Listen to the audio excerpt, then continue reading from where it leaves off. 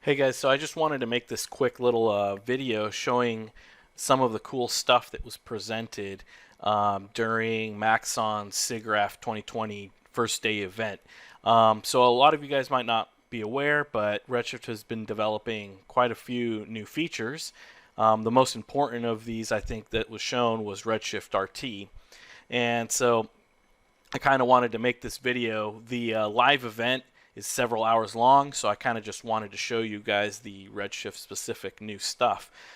Briefly, I'll mention that they cover the new Redshift RT, which is kind of like a real-time engine version of Redshift Core. So if you need something similar to like Eevee, if you guys know Blender's Eevee, that's kind of what this is, or like Unreal Engine, where it's designed to be faster, more real time. Obviously, with some, in terms of quality, it's not going to be exactly the same as the standard Redshift ray tracer, but it's pretty similar. And the way it was designed was to match the standard Redshift render as much as possible, while also allowing you to use the same shaders, the same lights, the same options. And so you would just activate a switch and you'll go into Redshift RT mode. For maybe someone that just wants to do motion graphics or an interior architectural render, maybe this is enough for your client in terms of quality. For viewports, this is going to be amazing. For look dev, for animatics. So yeah, now that this was unveiled, I just wanted to kind of briefly talk about it and show you guys some of it. They also talked about OSL. So OSL is probably going to drop, I'm guessing, in the next build or two. And the first phase of OSL is going to just include the OSL inputs, so as textures and stuff. And they're working on OSL also closures. So once the next phase of OSL releases with closure support, we'll be able to actually build entire shader nodes as closures. So you'll be able to modify, for example, your own version of the Redshift material, or build your own kind of shader using the different closures that are exposed to us by the Redshift devs. And I'll probably be making a separate video once that actually comes around, because that's a complex subject that has a lot of great features and possibilities for everybody that uses Redshift. They also showed the a brief demo of Redshift running on Metal. So for people that are using Macs, they showed that Redshift will indeed be able to run on Metal in the new Macs using AMD cards, and so that's something they actually touch on also, and they eventually move on to Redshift RT, which is kind of like the highlight. So I'm going to show parts of the live stream right now so you guys can watch that, and then I will show the longer, cleaner version of Redshift RT that's up on the Redshift Trello page that I put up. And so I'll just be briefly showing you guys kind of some of this. So let's press play here. Let's talk about Redshift. Redshift 3 has been available for a while now to licensed customers. Redshift 3 uses Nvidia's OptiX 7 ray tracing acceleration and NVLink memory for both geometry and textures. Other features of Redshift 3 include general performance improvements of up to 30% or more, automatic sampling, which means you no longer have to manually tweak sampling settings, Maxon shader noises for all supported 3D apps, Hydra support, deeper traces, and nested shader blending for even more visually compelling shaders. In the next few weeks, Redshift will be introducing OSL support, and soon thereafter, initial Blender support. Redshift 3 will then become the stable branch, and will be available in demo form as well. A while ago, we started talking about Redshift on Metal, and today we're extremely excited to show you the first version of this. We'll be bringing this out to public beta soon, and it'll be available to registered users on the Redshift forums. It'll be aligned with the Big Sur public beta. Here you can see us in Cinema 4D, moving around in one of the Redshift scenes, and you can see it's quite responsive on an iMac Pro. Here we are in the Redshift benchmark scene. It's showing how you can have very complex scenes with lots of materials, and it's still very responsive. And here you can see the USD attic scene. using OpenColor.io and the ACES workflow. I have sped this up so we can see the entire render. Please go to the Redshift forums and there'll be sign-up information there in the coming days. Now I'd like to introduce Nicholas Burtnick from Redshift, and he's going to show you something very exciting. I'm happy to be able to give you all today a sneak peek of Redshift RT. This is a new render technology designed to complement the Redshift you know today. Redshift RT is a hybrid rasterizer ray tracer that aims to maintain the same workflows and host application integrations you have with Redshift, but with real-time or near-time performance. Before I start the demo, I should mention that we're still actively developing Redshift RT, and it will go through a number of optimization passes, and so we expect the production release to perform even better than what you see today. All right, so let me switch over to Maya. And here we have the attic scene that you're all familiar with now. We specifically chose this scene because it's a difficult scene to render. It's an interior scene lit from the outside, and it relies heavily on GI to fill the room with light.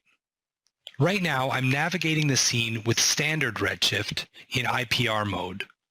Performance is decent, but it does take a few seconds to clean the frame to the point where you can start making decisions about the look.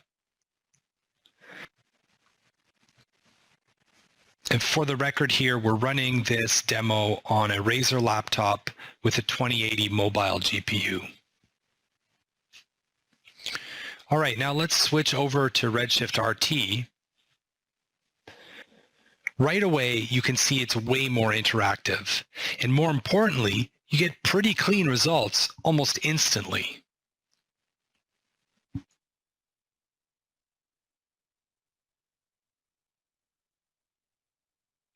I can tweak material and light settings and immediately see the results with full, accurate GI. Now notice we're working with real Redshift materials and lights, the same ones that you would use with standard Redshift.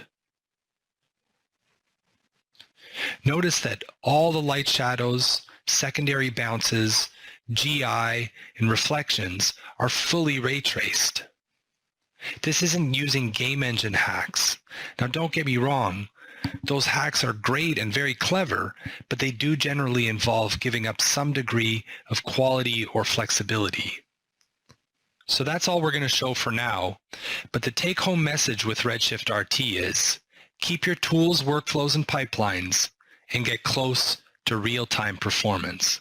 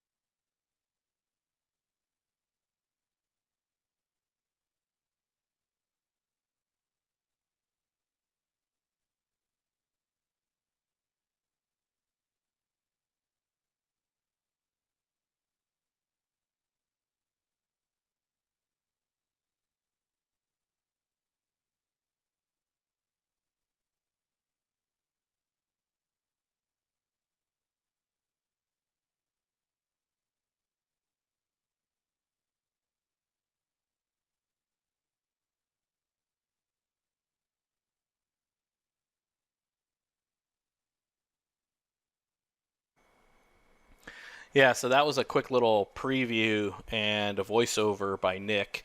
The audio cuts off because the longer video, which I showed you guys, is actually the full length video, and the stream, they used a shorter version of it. So if you guys actually want to watch the video yourselves, you can go head over to the Trello Redshift page, which includes all the active development, the feature targets, and every build and the new features that get added. And if you go under active development, I recently updated the Redshift RT section, and so in here you could see that there's the Redshift RT Attic MP4, and so you guys can download this or watch it yourselves and play it directly on your own computer. I also wanted to kind of show you guys the how the activation of Redshift RT works. So if let's just make this bigger here. You can see that it's all the same standard lights and settings that everybody's used to, but all you have to do now is for now at least, in the System tab, the rendering engine mode, you would just switch to RT instead of using Redshift Core. So that's all you got to do. That's how easy it is to switch on over. And Redshift RT is going to ship for every Redshift capable plugin. So it's not just for Maya. It's also going to come to Blender, Redshift plugin, to Katana, to Cinema 4D, to 3ds Max, to Houdini, and all that stuff. So really cool development. And yeah, I recommend you guys keep an eye on the Trello page or the official Redshift forums, and that's where, if there's any more updates or anything like that, there'll be updates there. Also, just keep an eye on the Redshift Trello, because I tend to update this anytime I'm allowed to put up something new. I will update it. I'm actually waiting right now for some screenshots to update the OSL section right here. So I'll be adding some screenshots of some example OSL shaders and stuff once I can get those sent to me. So yeah, I just wanted to give you guys kind of an update about what cool new stuff is coming our way as Redshift users and what was shown during Maxon's Siggraph 2020 event. But yeah, thanks again, guys, for all the support on YouTube and Patreon. I appreciate it. Have a great week.